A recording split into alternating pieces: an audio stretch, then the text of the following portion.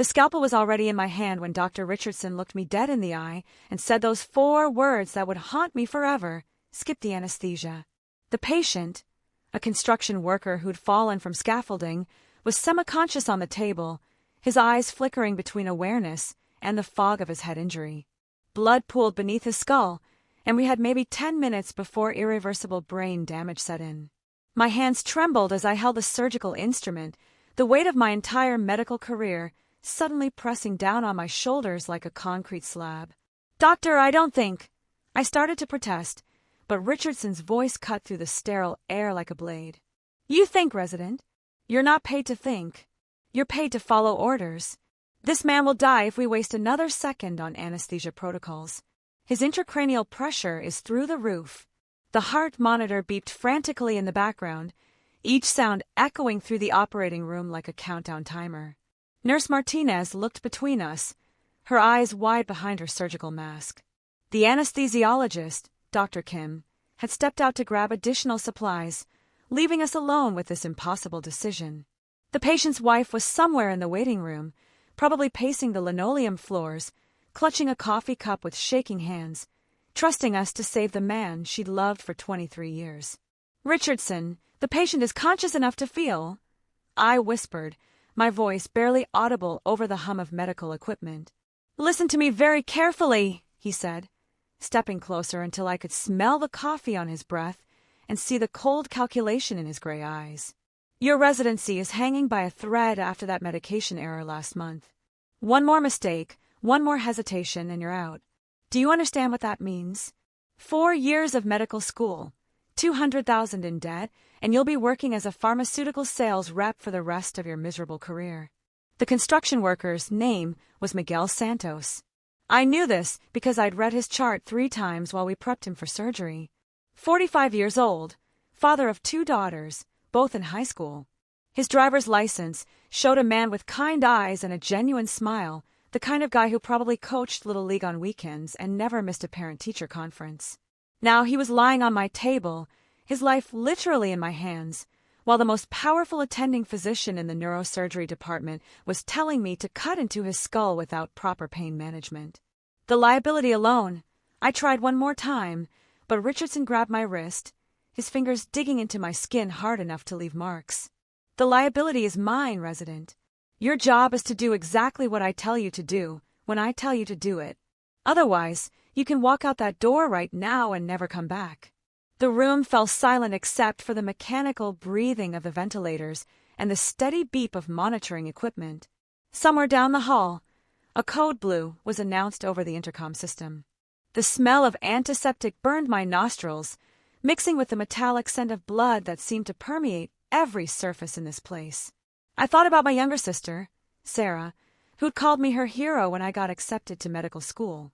I thought about my parents, who'd sacrificed their retirement savings to help pay for my education. Miguel's eyes suddenly focused on mine, and for a terrifying moment, I saw complete awareness there. He knew something was wrong. He knew we were about to hurt him.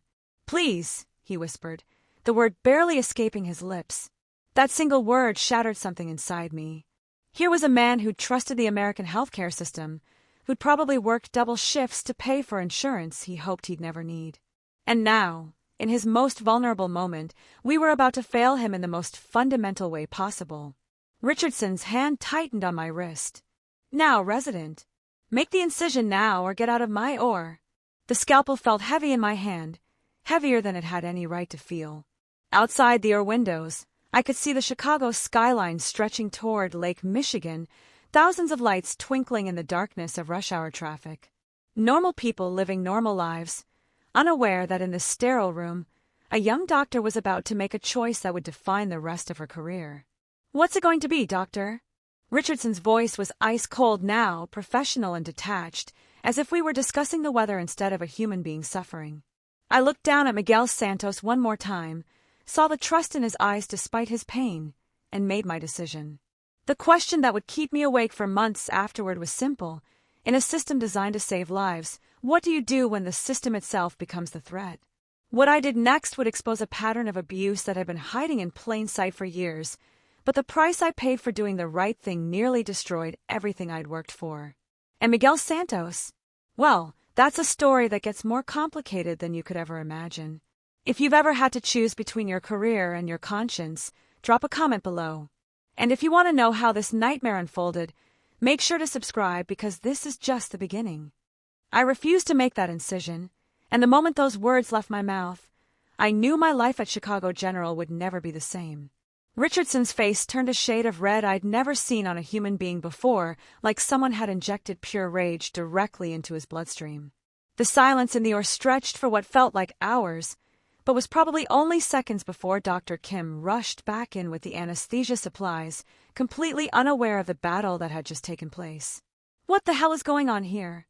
Kim demanded, seeing the frozen tableau, Richardson gripping my wrist, me holding the scalpel like it was a poisonous snake, and Miguel Santos still conscious on the table, his eyes darting between us with growing panic. "Nothing," Richardson said, releasing my arm so quickly I stumbled backward. "We're proceeding with standard protocol.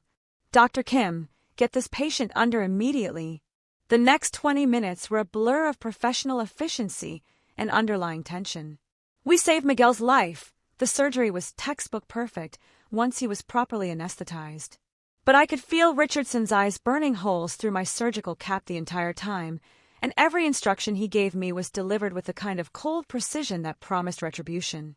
After we closed, Richardson cornered me in the scrub room. The smell of industrial soap mixed with the lingering scent of latex gloves as I tried to wash the surgery off my hands, but I couldn't seem to get them clean enough. "You've just made the biggest mistake of your career," he said, not bothering to lower his voice despite the other residents within earshot. "Do you have any idea what you've done?" "I prevented you from torturing a patient," I replied, surprised by how steady my voice sounded when everything inside me was shaking. Richardson laughed, but there was no humor in it. "Torture? You naive little girl. That man would have died if we'd waited for full anesthesia. I've been practicing neurosurgery since before you were born, and I've made decisions you couldn't comprehend if you had a century to think about them." The worst part was, I could see how he justified it to himself. In his mind, he was the hero of the story, the experienced surgeon willing to make the hard choices that squeamish residents couldn't handle. But I'd seen something else in his eyes during that moment of confrontation, something that had nothing to do with saving lives and everything to do with power. This wasn't the first time Richardson had pushed boundaries. 6 months into my residency, I'd witnessed him berate a nurse until she cried over a minor medication discrepancy. 2 weeks later, he publicly humiliated another resident during rounds, questioning his competence in front of a group of medical students. There was always a pattern with men like Richardson. They picked their targets carefully, usually people who couldn't fight back without risking their entire future. "You know what your problem is?" Richardson continued, drying his hands with deliberate slowness. "You think medicine is about being nice. You think it's about holding hands and making everyone comfortable. Well, let me tell you something about the real world, sweetheart. Sometimes you have to hurt people to save them, and sometimes you have to break a few eggs to make an omelet." The way he said "sweetheart" made my skin crawl. I'd heard him use that same condescending tone with female nurses, female residents, even female attending physicians who had more experience than him. It was his way of putting us in our place, reminding us that no matter how much we knew, how hard we worked, we were still just sweethearts in his world. "Dr. Richardson," I said, choosing my words carefully, with respect, what you asked me to do violated every ethical principle we swear to uphold. The patient was conscious. He would have felt everything. "Ethics," he repeated, like the word tasted bad in his mouth. "You want to talk about ethics? Let me tell you about ethics. Ethics is saving a man's life by any means necessary. Ethics is not letting your precious feelings get in the way of medical necessity. You want to be a surgeon? Then you better learn that your comfort matters exactly zero compared to your patient's survival." But even as he spoke, I could see the calculation in his eyes. This wasn't about ethics or patient care. This was about control, about maintaining his position at the top of a hierarchy that had protected men like him for decades.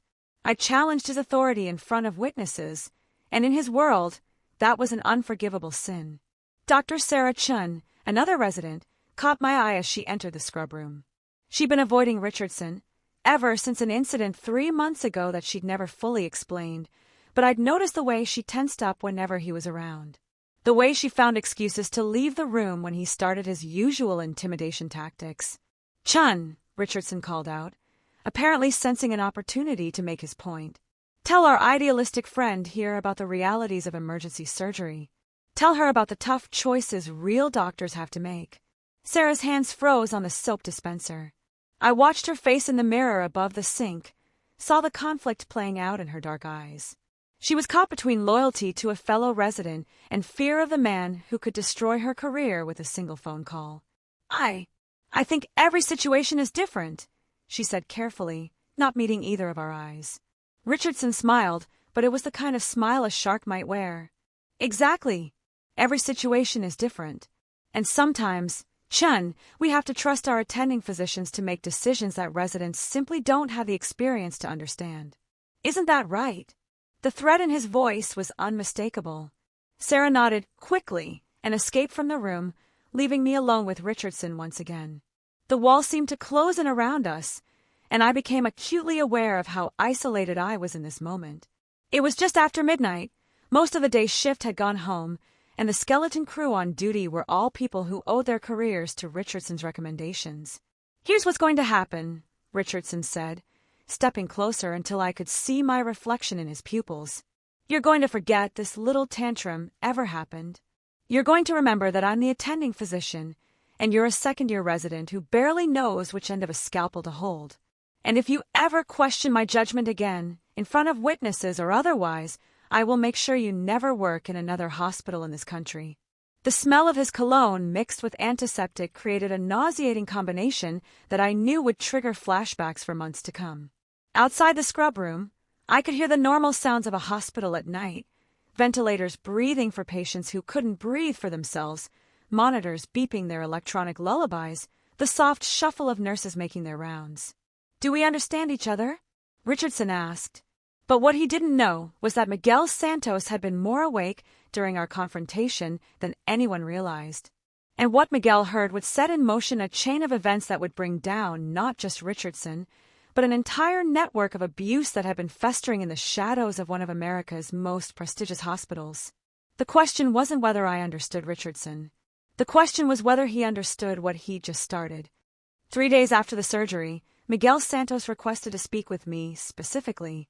The charge nurse, Janet Williams, found me during my lunch break in the cafeteria, where I was staring at a wilted Caesar salad and trying to convince myself that the knot in my stomach was just hunger. The hospital cafeteria smelled like disinfectant and reheated vegetables, and the fluorescent lights cast everything in a sickly yellow glow that made even the healthiest people look like they needed medical attention. "Room 314 is asking for you," Janet said, her voice carefully neutral. But I caught the look in her eyes, the same look I'd been seeing from staff members all week. Word traveled fast in hospitals, and everyone knew something had happened in or 7 during Miguel's surgery. Miguel was sitting up in bed when I entered his room, his head wrapped in white bandages that made him look smaller somehow, more fragile than the robust construction worker who'd been wheeled into emergency 3 days ago. His wife, Maria, sat in the chair beside his bed, her fingers wrapped around a rosary, and their 2 teenage daughters flanked her like protective sentinels. "Doctor," Miguel said, his voice hoarse but clear, "I need to tell you something. Something I heard." My heart started pounding, so hard I was sure everyone in the room could hear it. "Mr. Santos, you should be resting. Brain surgery requires—" "I was awake," he interrupted, his dark eyes locking onto mine with an intensity that made me want to run from the room. "I heard everything. The other doctor, the one with the gray hair, he wanted you to cut into my head while I was awake. You said no." Maria Santos gasped, her hand flying to her mouth. The rosary beads clicked together as her fingers trembled. "Dios mío, what are you saying?" "I'm saying this doctor saved me from something terrible," Miguel continued, never taking his eyes off me. "And I think she's in trouble because of it." The room fell silent except for the hum of the 4 pump and the distant sounds of hospital life in the corridor. Through the window, I could see the Chicago River winding through the city, its surface reflecting the afternoon sunlight like scattered coins. Normal people were going about their normal lives, shopping at the Magnificent Mile, eating deep-dish pizza, complaining about Cubs tickets, while I stood in the sterile room, facing the consequences of doing what any decent human being should do. "Mr. Santos," I said carefully, "I appreciate your concern, but hospital procedures are complicated, and sometimes what patients overhear can be misinterpreted." "I wasn't delirious," he said firmly. "I know what I heard. That man wanted you to hurt me, and you wouldn't do it. You protected me when no one else would."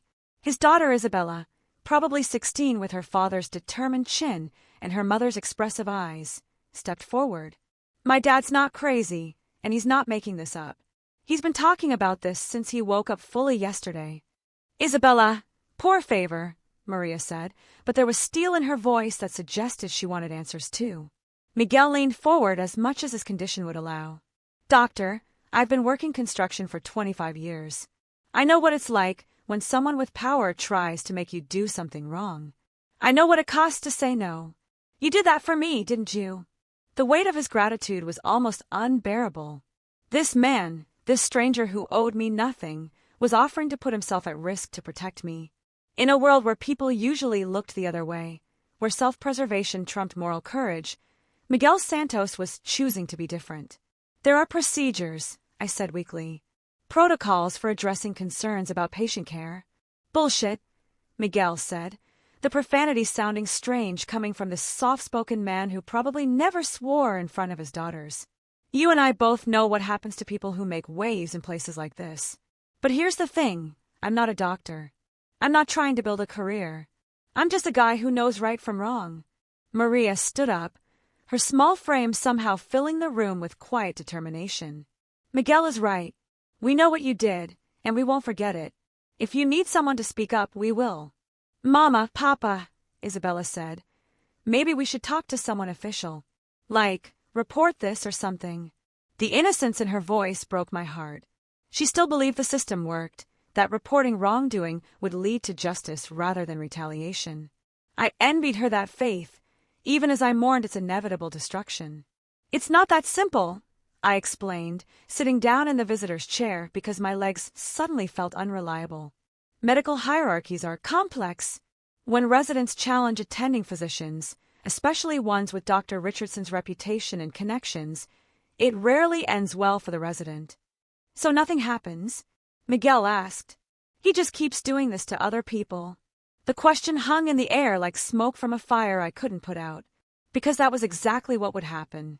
Richardson would continue his pattern of intimidation and ethical violations, protected by his position and the unspoken code of medical hierarchy. Other residents would face the same impossible choices I'd faced, and most of them would make the smart career decision. "I've been thinking about what you said," Miguel continued, "about your career being on the line. But what about the next person? What about the next patient who ends up on that table with him?" His words hit me like a physical blow because I'd been asking myself the same question for 3 sleepless nights. How many other residents had Richardson cornered? How many other patients had suffered because someone was too afraid to speak up? "There was another incident," I found myself saying, the words spilling out before I could stop them. "A few months ago, with another resident. She transferred to a different program suddenly, said it was for personal reasons. But you think he did something to her too," Maria finished. I nodded, feeling like a traitor for even admitting it. "Dr. Chun, Sarah, she's been different around him ever since. Jumpy, nervous. She won't talk about it, but the timing lines up with when Richardson started his rotation as our attending." Isabella pulled out her phone, and for a moment I panicked, thinking she was about to start recording.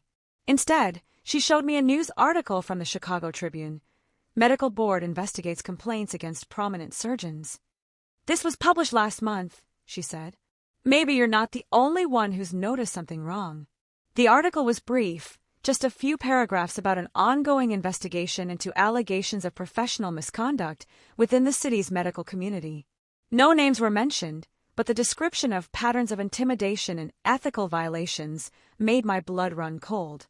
"Miguel," I said slowly, "if you're serious about speaking up, if your family really wants to help, there might be a way. But I need you to understand, this could get ugly. Richardson has powerful friends, and hospitals protect their own." "Doctor," Miguel said, reaching out to take my hand with surprising strength for someone who just had brain surgery, "you saved my life twice." Once on that table, and once when you refused to let that man hurt me. I'm not going to abandon you now." Outside, storm clouds were gathering over Lake Michigan, turning the afternoon sky dark and ominous. The change in barometric pressure always made the hospital feel more oppressive, more claustrophobic. But for the first time in days, I felt something I'd almost forgotten: hope. What I didn't know was that Richardson had been busy too. While I was having this conversation with the Santos family, he was 3 floors up in the administrative offices, painting a very different picture of what had happened in or 7. And the story he was telling would make my fight for the truth infinitely harder. The real battle was just beginning, and the stakes were higher than any of us realized. Because Richardson wasn't just protecting his reputation, he was protecting a system of abuse that ran deeper than one surgeon, deeper than one hospital. But sometimes, the most ordinary people become the most extraordinary heroes. And Miguel Santos was about to prove that the right choice isn't always the smart choice, but it's always the choice you can live with. Lo mejor on No Ha Pasado. Make sure you're subscribed, because you won't want to miss what happens when a construction worker takes on one of the most powerful men in Chicago medicine. Richardson struck first, and he struck hard. 2 days after my conversation with the Santos family, I was called into Chief of Surgery Dr. Margaret Hoffman's office at 6 a.m., before my shift even started. The early morning light streaming through her corner office windows cast long shadows across the mahogany desk where my entire future was about to be decided. "Sit down," Dr. Hoffman said without looking up from a thick manila folder that I recognized with growing dread as my personnel file. She was a small woman in her early 60s, with silver hair pulled back in a tight bun, and the kind of wire-rimmed glasses that suggested she'd seen everything the medical world had to offer. Her office smelled like coffee and leather, with diplomas from Harvard and Johns Hopkins covering one wall like armor. "Dr. Richardson has filed a formal complaint regarding your conduct during the Santos surgery," she continued, finally raising her eyes to meet mine. "He's alleging insubordination, failure to follow direct medical orders, and conduct unbecoming of a surgical resident." My stomach dropped to somewhere around my shoes.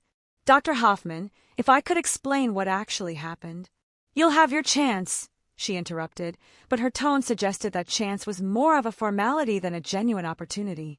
"According to Dr. Richardson's report, you refused to follow his direct orders during a critical emergency surgery, potentially endangering the patient's life. He states that your hesitation could have resulted in irreversible brain damage or death." The folder made a soft thudding sound as she closed it and placed it precisely in the center of her desk. Everything in Dr. Hoffman's office was precise, the perfectly aligned picture frames showing her medical school graduation and various awards, the stack of medical journals arranged by publication date, even the coffee cup positioned exactly parallel to the edge of her desk blotter. "Dr. Richardson also mentions that this isn't the first incident of concerning behavior on your part," she continued. "There was the medication calculation error in October, the conflict with Nurse Patterson regarding patient care protocols, and now this." Each item she listed felt like a physical blow. The medication error had been a minor miscalculation that was caught before any patient was harmed, the kind of mistake that happens to exhausted residents who've been working 36-hour shifts. The conflict with Nurse Patterson had been about her rushing through post-operative checks, cutting corners that could have led to miscomplications. But Richardson had apparently spun each incident into evidence of a pattern of unprofessional behavior. "Ma'am," I said, trying to keep my voice steady, "Dr. Richardson asked me to perform surgery on a conscious patient without adequate anesthesia. The patient was awake and aware. What he was asking me to do would have constituted torture." Dr. Hoffman's expression didn't change, but something flickered behind her glasses. Surprise, maybe, or concern. For a moment, I thought I might actually get a fair hearing. "That's a very serious allegation," she said slowly. "Do you have any witnesses to support this claim?" The patient himself heard everything. Miguel Santos can confirm what happened. And Nurse Martinez was in the room she saw. Mr. Santos was suffering from a traumatic brain injury and was in and out of consciousness. Dr. Hoffman interrupted. "His testimony would be considered unreliable. As for Nurse Martinez, she's already provided a statement saying she was focused on patient monitoring and didn't hear any specific conversation between you and Dr. Richardson." The betrayal hit me like a physical punch. Carmen Martinez had worked with me dozens of times over the past year. We'd shared coffee during night shifts, complained about impossible schedules, even celebrated together when difficult patients pulled through. But when it came down to choosing between supporting a resident or protecting her own job, she'd made the practical choice. "There's something else," Dr. Hoffman continued, opening a different folder. "Dr. Richardson has requested that you be transferred to a different service. He feels that your working relationship has become problematic. He's retaliating against me for refusing to violate medical ethics," I said, my voice rising despite my efforts to stay calm. This is exactly what he threatened would happen if I ever questioned his judgment again. Again, Dr. Hoffman's eyebrows rose. "So there have been previous conflicts between you and Dr. Richardson?" I realized too late that I'd walked into a trap. Admitting to previous conflicts would support Richardson's narrative of a problematic resident who couldn't work within the established hierarchy. Denying it would make me look like a liar when Richardson inevitably provided his version of events. "Dr. Richardson has strong opinions about how residents should conduct themselves," I said carefully. "He believes in maintaining strict hierarchies and doesn't appreciate questions about his methods." "Questions about his methods," Dr. Hoffman repeated. "Dr. Richardson has been practicing neurosurgery for over 20 years. He's published extensively, he's trained hundreds of residents, and he's never had a formal complaint filed against him. What makes you think you're qualified to question his methods?" The implication was clear. I was a second-year resident who barely knew enough to be dangerous, and he was a respected attending physician with decades of experience. In the medical hierarchy, my opinion was worth approximately nothing compared to his. "Because I took an oath," I said quietly. "First, do no harm. What he wanted me to do would have caused unnecessary suffering to a patient who trusted us to help him."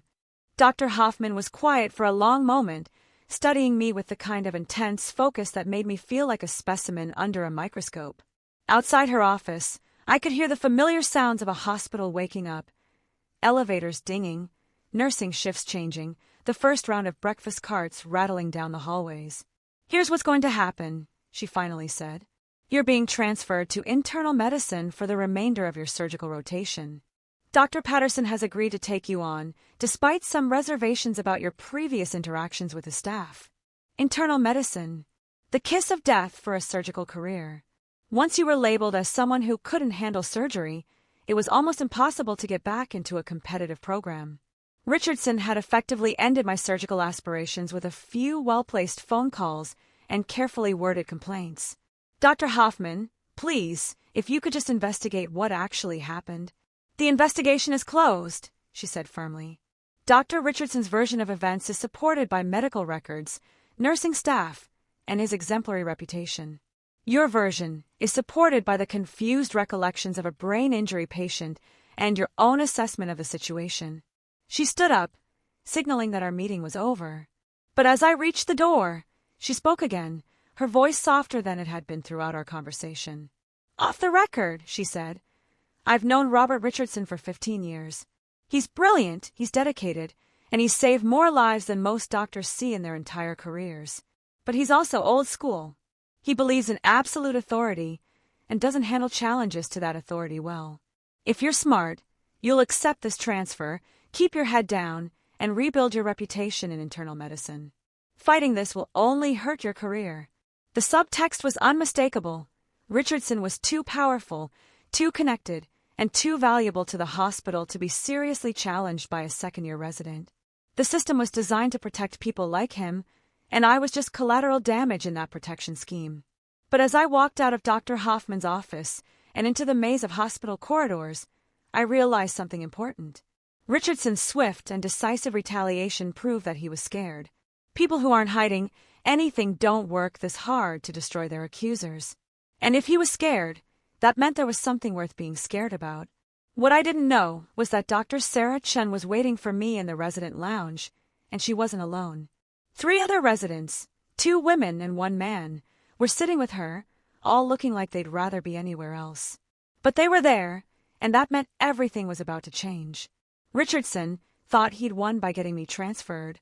What he didn't realize was that he'd just given me exactly what I needed, time to dig deeper, and allies who were finally ready to speak up.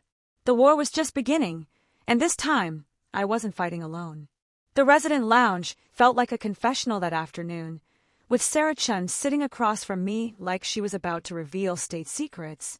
The other 3 residents, Dr. Amanda Walsh from Pediatrics, Dr. James Morrison from Emergency Medicine, and Dr. Lisa Park from Psychiatry, formed a circle around the worn coffee table that had probably witnessed 1,000 similar conversations over the years. The fluorescent lights hummed overhead, casting harsh shadows that made everyone look older, more tired than their actual ages. "I should have said something sooner," Sarah began, her hands wrapped around a styrofoam cup of coffee that had gone cold hours ago. "What happened to you? It's exactly what happened to me 3 months ago." Amanda leaned forward, her red hair catching the artificial light. "Sarah told us about Richardson after she heard about your transfer. We all have stories." "Stories?" I asked, though I was beginning to suspect I already knew where this was going. James Morrison, who was usually the most easygoing person in our program, looked like he'd aged 10 years since I'd seen him last week. "Richardson cornered me during a trauma case in February. Patient came in with multiple stab wounds, was losing blood fast. Richardson told me to use expired blood products because the blood bank was running low on his type. When I hesitated, he threatened to have me removed from the ER rotation." "Did you use them?" Sarah asked quietly. "No," James said, his voice barely above a whisper. "I refused, just like you did. The patient survived, but Richardson made sure I was written up for questioning established protocols and causing delays in critical care. I almost got kicked out of the program entirely." Lisa Park had been silent up until this point, but now she spoke up, her voice trembling with barely controlled anger. "He asked me to falsify a psychiatric evaluation 6 weeks ago. A construction worker, ironically enough, who'd been injured on the job and was seeking disability benefits. Richardson wanted me to declare him mentally fit to return to work, despite clear evidence of PTSD and major depression." "Jesus," Amanda whispered. "What did you do?" I refused, obviously. But then I started getting pulled into performance reviews with different department heads. Suddenly, my patient notes weren't detailed enough, my treatment plans were being questioned, my supervisors were finding fault with everything I did. The pattern was becoming clear, and it was more systematic than I'd imagined. Richardson wasn't just an isolated bad actor. He was running what amounted to a protection racket, using his influence throughout the hospital to punish anyone who challenged his authority. "There's more," Sarah said, pulling out her phone. "After I heard about your situation, I started doing some research. Richardson sits on the hospital's ethics board. He's involved in resident evaluations across multiple departments, and he has personal relationships with department heads throughout the hospital system." She showed us a screenshot from the hospital's internal directory, highlighting Richardson's various committee appointments and advisory positions. The man had his fingers in every aspect of the hospital's operation, from research funding to hiring decisions. "Look at this," Amanda said, taking out her own phone. "I've been tracking the residents who've left our program early over the past 2 years. 7 people have transferred out or been dismissed, and all of them had rotations with Richardson in the months before they left. 7 people. 7 potential careers destroyed because they'd crossed paths with a man who viewed medical ethics as obstacles to his authority. How many patients had suffered because those residents were too scared to speak up? How many ethical violations had gone unreported because people were afraid of ending up like us? We need to document everything, I said, my mind racing with possibilities. Every incident, every threat, every retaliation. If we can show a pattern, show it to who? James interrupted. Richardson is connected to everyone who matters in this hospital. Dr. Hoffman clearly isn't going to help, and the medical board moves at glacial speed when it comes to investigating their own. What about outside the hospital? Lisa suggested. Medical licensing boards, professional organizations, maybe even the media. The thought of going public made my stomach churn. Medical careers could be destroyed by bad publicity, even when the publicity was justified. But what was the alternative? Let Richardson continue his reign of terror while more patients suffered and more residents' careers were destroyed? I might have something, Sarah said, her voice dropping to almost a whisper. The incident that got me transferred, I recorded part of it. The room went completely silent except for the hum of the air conditioning and the distant sounds of hospital life continuing around us. Recording conversations without consent was legally questionable at best, but if Sarah had evidence of Richardson's behavior... "You recorded him?" Amanda asked, her eyes wide. My phone was in my pocket, and I accidentally hit the voice memo app when he cornered me in the supply room. I only realized later that it had been recording. Most of it is muffled, but you can hear him clearly threatening my career if I didn't falsify patient records. "Do you still have it?" I asked. Sarah nodded. "I've been too scared to do anything with it, but after what happened to you..." She took a deep breath. "I can't keep quiet anymore. Not when I know he's going to keep doing this to other people." James leaned back in his chair, running his hands through his hair. "This is insane. We're talking about taking down one of the most powerful surgeons in the city. He could destroy all of us." "He's already destroying us," I pointed out. "The question is whether we're going to let him do it quietly or make enough noise that someone pays attention." Lisa's phone buzzed with a text message, and as she read it, her face went pale. "Shit! Dr. Patterson wants to see me in his office immediately. That's never happened before." "Richardson's making moves," Amanda said grimly. "He's probably trying to isolate all of us, make sure we can't collaborate." "Then we need to move fast," I said. "Sarah, can you email that recording to all of us? We need backup copies in case something happens to the original." "What about Miguel Santos?" James asked. "You said he was willing to speak up. That's independent corroboration from outside the medical system." "Richardson's probably already working on discrediting him," I replied. "Brain injury patient, unreliable witness, confused memories." "But you're right, we need his testimony." As if summoned by our conversation, my phone rang. The caller ID showed Chicago General's main number, but when I answered, it was Maria Santos's voice on the other end. "Doctor, I'm sorry to bother you at work, but something strange happened today. 2 men in suits came to our house asking questions about Miguel's surgery. They said they were from the hospital's legal department, but they were asking very specific questions about what Miguel remembered, whether he talked to anyone about his experience." My blood ran cold. "What did you tell them?" "Nothing. Miguel wasn't home, he was at physical therapy. But they left business cards and said they'd be back tomorrow." "Doctor, are we in trouble?" "No, Mrs. Santos. You're not in trouble. But I think Richardson is trying to intimidate your family into staying quiet." "Well, he picked the wrong family," Maria said with a fierceness that reminded me why I'd been drawn to help them in the first place. "Miguel's been talking to a lawyer friend of his brother's. We're not backing down." After I hung up, I looked around the circle of faces staring back at me. We were all thinking the same thing. This was escalating beyond a simple dispute between a resident and an attending. Richardson was mobilizing the hospital's legal resources, which meant he viewed us as a genuine threat. "We're past the point of no return," Sarah said quietly. "If we're going to do this, we need to do it right. Professional complaints, media exposure, legal action, everything at once so he can't pick us off one by one." "Are we really doing this?" Amanda asked. "Taking on the entire system?" I thought about Miguel Santos, lying on that operating table, trusting us to help him. I thought about all the future patients who would face similar situations if we stayed quiet. I thought about the oath I'd taken when I became a doctor. First, do no harm. "We're doing this," I said. "Richardson thinks he's untouchable, but he's about to learn that some things are more important than career advancement." What none of us knew was that Richardson had been busy too. While we were planning our next moves, he was arranging a meeting that would change everything.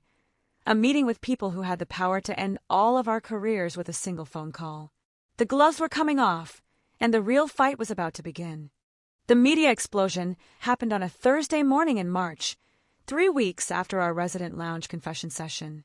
I was grabbing coffee from the vendor cart outside Chicago General when my phone started buzzing with notifications, texts, missed calls, news alerts, and social media mentions that made my hands shake as I scrolled through them. "Chicago hospital surgeon accused of patient abuse," screamed the headline from Channel 7 News. Below it was a photo I recognized with a sinking stomach. Dr. Robert Richardson in his pristine white coat, looking every inch the distinguished physician who'd built his reputation on the suffering of residents and patients alike. Sarah had done it. Despite all our careful planning and coordinated strategy sessions, she'd gone to the media alone, armed with her recording and a detailed account of Richardson's systematic abuse of power.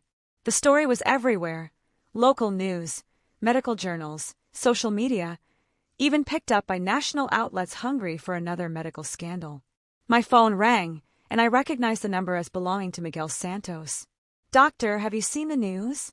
His voice was excited, almost jubilant.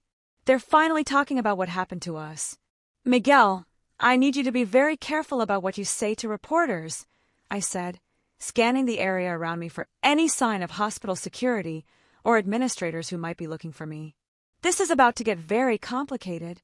Maria already talked to 3 news stations this morning," he said, and I could hear the pride in his voice.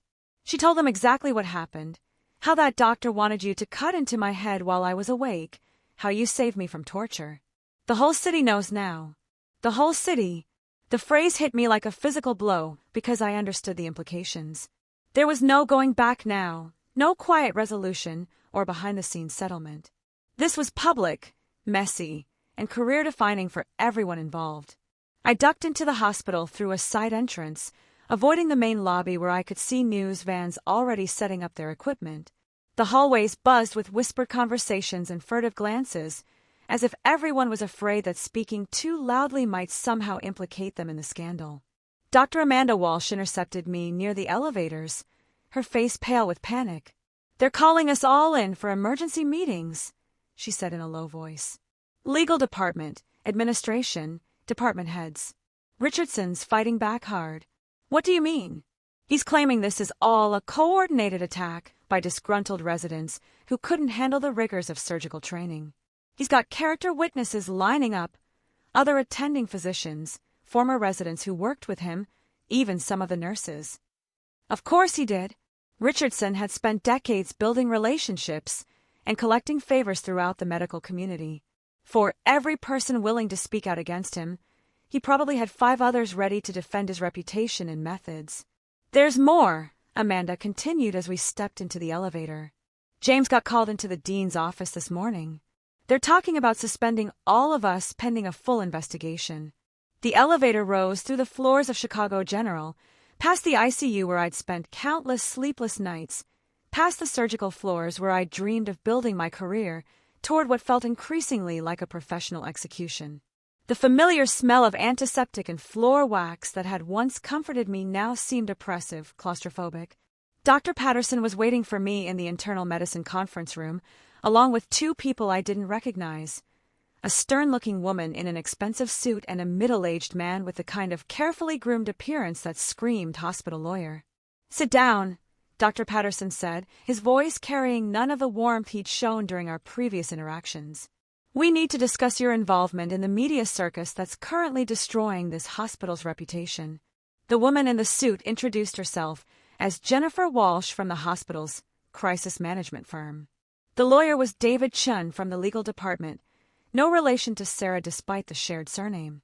They'd obviously been brought in to contain the damage and minimize the hospital's liability. "Let's be very clear about something," Jennifer Walsh said, her voice as sharp as her tailored suit. "Dr. Richardson is one of the most respected neurosurgeons in the Midwest. He's brought millions of dollars in research funding to this hospital, trained hundreds of successful physicians, and saved thousands of lives. The allegations being made against him are not only false but potentially libelous." "With respect," I said, trying to keep my voice steady, "multiple witnesses have come forward with similar stories. This isn't about one disgruntled resident, it's about a pattern of abuse that's been going on for years." David Chun leaned forward, his expression coldly professional. "Multiple witnesses with questionable motives and documented performance issues." Dr. Chun was transferred out of surgery due to competency concerns. Dr. Morrison has a history of questioning established protocols. Dr. Park has been struggling with her psychiatric rotations. And you, doctor, have a formal complaint in your file for insubordination and failure to follow medical orders. They'd done their homework, spinning our legitimate ethical concerns into character flaws and professional shortcomings. Every stand we'd taken for patient welfare was being reframed as evidence of our inability to function within the medical hierarchy. "What about Miguel Santos?" I asked. He's not a resident with performance issues. He's a patient who experienced Richardson's abuse firsthand. Mr. Santos suffered a traumatic brain injury, Jennifer Walsh replied smoothly. His recollections are understandably confused and unreliable. Moreover, his family has been coached by opportunistic attorneys looking to file a malpractice lawsuit against the hospital. The systematic way they dismantled every piece of evidence against Richardson was both impressive and terrifying. This wasn't just damage control. It was a full-scale war against anyone who dared challenge the established order. Here's what's going to happen, Dr. Patterson said, consulting a legal document that had obviously been prepared in advance. You're being placed on administrative leave, pending a full investigation into your professional conduct. Your hospital ID and access privileges are suspended immediately. You're not to contact any patients, staff members, or media representatives regarding this matter. You're silencing me, I said, the realization hitting like a physical blow. We're protecting the hospital from further damage while we investigate serious allegations of professional misconduct, Davidson corrected.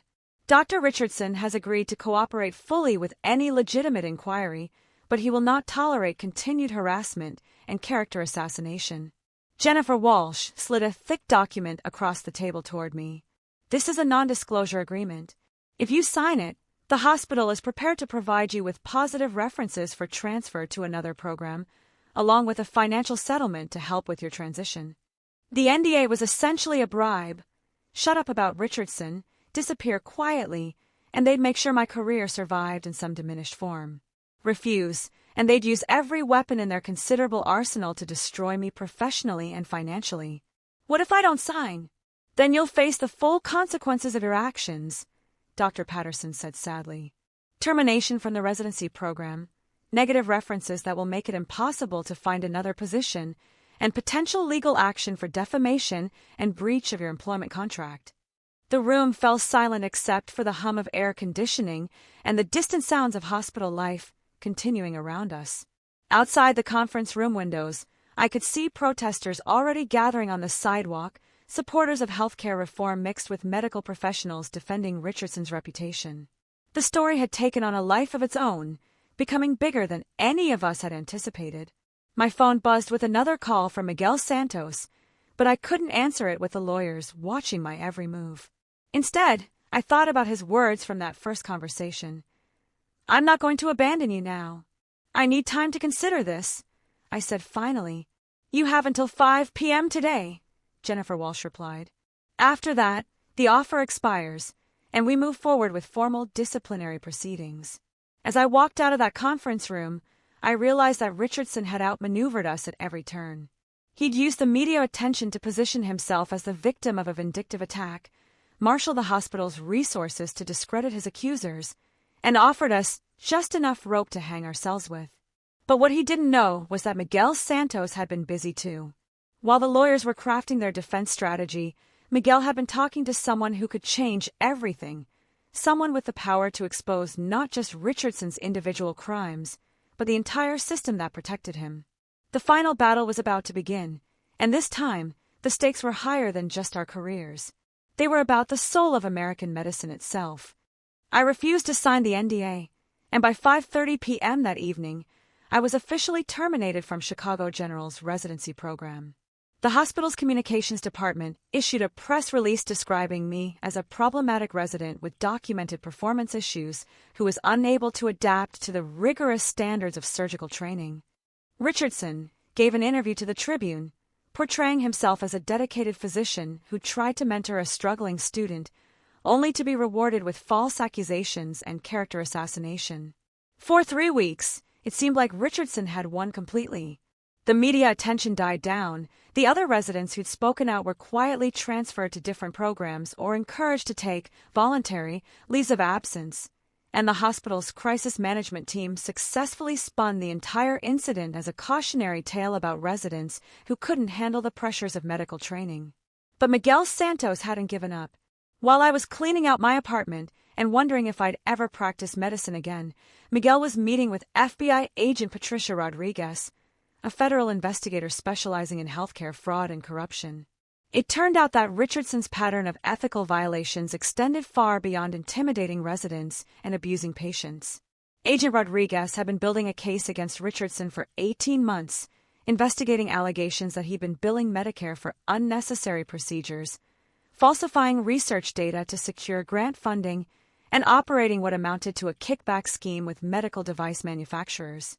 The recordings Sarah had made, combined with Miguel's testimony and the documented pattern of retaliation against whistleblowing residents, provided the missing pieces of a massive federal case. The raid happened on a Tuesday morning in April. FBI agents descended on Chicago General with search warrants for Richardson's office, personal files, and computer systems. They seized boxes of documents, hard drives containing research data, and financial records going back 5 years. Richardson was arrested at his home in Lincoln Park, led away in handcuffs while news cameras captured every moment of his perp walk. The federal indictment was devastating. 18 counts of healthcare fraud, 12 counts of wire fraud, conspiracy to defraud the United States, and, thanks to our testimonies, multiple counts of civil rights violations for his systematic retaliation against medical professionals who tried to report his misconduct. The financial crimes alone carried potential sentences of over 200 years in federal prison. But the most satisfying moment came 3 months later when Dr. Margaret Hoffman called to offer me reinstatement to the surgical program. The hospital's board of directors had conducted their own investigation and concluded that I'd been wrongfully terminated for acting in accordance with established medical ethics and patient advocacy principles. "We'd like to offer you the position of chief resident," Dr. Hoffman said during our meeting, her office looking exactly the same as it had during our confrontation months earlier. "The board recognizes that your actions ultimately protected both patient welfare and the hospital's reputation." I almost laughed at the irony. The same hospital that had thrown me under the bus to protect Richardson was now eager to rehabilitate my reputation and use my story as evidence of their commitment to ethical medicine. The same administrators who'd pressured me to sign an NDA were now praising my courage and integrity. "I appreciate the offer," I said, "but I've accepted a position at Northwestern Memorial. They've guaranteed me a spot in their surgical program with full credit for my previous training." Dr. Hoffman's face fell slightly. "I understand your decision, but I hope you'll consider that Chicago General is committed to change. We've implemented new whistleblower protections, ethics training for all staff, and independent oversight of our residency programs. Change that had come only after federal agents seized their computers and arrested one of their most prominent surgeons. Change that had required a construction worker and a terminated resident to expose a system of corruption that had been hiding in plain sight for decades. Richardson's trial made national news, with medical professionals from across the country following every development. The government's case was overwhelming. Financial records showing fraudulent billing, emails discussing kickback arrangements, and a parade of witnesses describing his pattern of abuse and retaliation. Sarah's recording was played in open court. Richardson's voice, clearly audible as he threatened to destroy her career if she didn't falsify patient records. He was sentenced to 22 years in federal prison and ordered to pay over $8 million in restitution to Medicare and defrauded patients. His medical license was permanently revoked, and the medical school that had trained him removed his name from their alumni wall of honor. But the most important victory wasn't Richardson's imprisonment, it was the system-wide changes his case forced throughout American medicine. The American Medical Association implemented new protections for residents who report ethical violations. Medical schools began teaching courses on recognizing and reporting abuse in healthcare hierarchies, and hospitals across the country were forced to examine their own cultures of intimidation and retaliation. Miguel Santos made a full recovery from his brain surgery and returned to work construction 6 months after his operation. He and Maria became advocates for patient rights, speaking at medical conferences and training sessions about the importance of listening to patients and protecting healthcare workers who speak up for ethical treatment. "You saved my life twice," Miguel told me when we met for coffee last month, his familiar smile unchanged despite everything we'd both been through. "Once on that operating table, and once when you showed me that doing the right thing is always worth the cost. Today, I'm a third-year surgical resident at Northwestern Memorial, specializing in trauma surgery. Every day, I work with attending physicians who understand that teaching medicine means more than just passing on technical skills. It means modeling the ethical courage that our profession demands. When residents come to me with concerns about patient care or unethical behavior, I listen to them, support them, and remind them that our first obligation is always to the people who trust us with their lives. Richardson thought he could use his power and position to silence anyone who challenged his authority. What he discovered too late was that some things are more powerful than institutional hierarchies, professional intimidation, and legal threats. Truth, courage, and the willingness to stand up for what's right. These forces, when combined with ordinary people who refuse to look the other way, can bring down even the most seemingly untouchable corruption. The question isn't whether you'll face ethical challenges in your career. You will. The question is whether you'll have the courage to do what's right, even when it costs you everything you've worked for. Because in the end, the only reputation worth having is the one that lets you sleep at night, knowing you protected the people who trusted you to help them.